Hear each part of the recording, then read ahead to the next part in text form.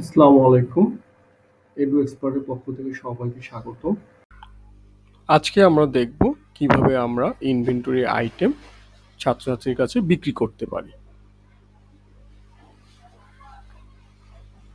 Inventory management, inventory transaction, student inventory sale, এখানে click করতে হবে।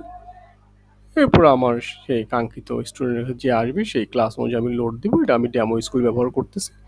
আমি একটা ক্লাস 6 লোড দিলাম।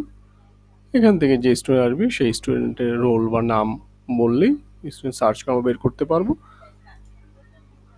এখন ক্লাস 6-এ আমরা যে সাবজেক্টগুলো বা যে বিষয় আইটেমগুলো আমরা অ্যাসাইন করছিলাম সেই আইটেমগুলো এই লিস্ট আকারে দেখাবে। এখানে আমি পেন্সিল, ক্লাস 6-এর বই, খাতা আরও আইটেম থাকলে অ্যাভেলেবেল কোয়ান্টিটি স্টকে বর্তমানে এই অবস্থায় আছে, প্রাইস এভাবে দেখাবে। এখন সে কিনতে আসছে, যে পেন্সিল কিনবে, খাতা কিনবে, বাংলা বই সব আইটেমই কিনবে। এখন পেন্সিল সে 10টা কিনবে, তাহলে আমি এখানে 10 দিয়ে দিলাম।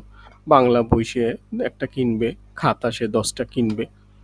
টোটাল এখানে অটোমেটিক টোটালটা চলে আসবে। এখানে সাপটা 420। এখন যদি আপনি ডিসকাউন্ট দিতে চান, এখানে চাইলে ডিসকাউন্ট দিয়ে দিতে পারেন, 20 টাকা ডিসকাউন্ট, 400 টাকা।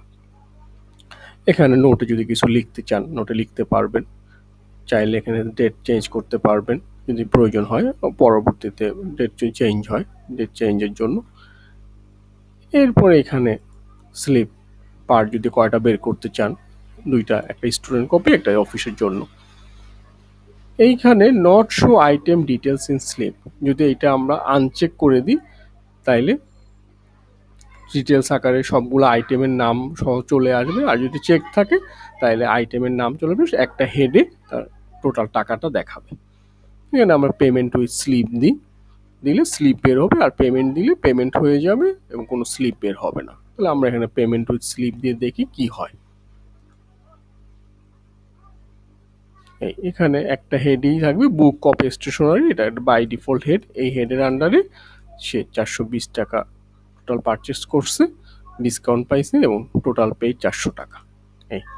এখানে একটা স্টুডেন্টকে দিয়ে কপি হবে এবং আরেকটা হচ্ছে যে অফিসের জন্য থাকবে।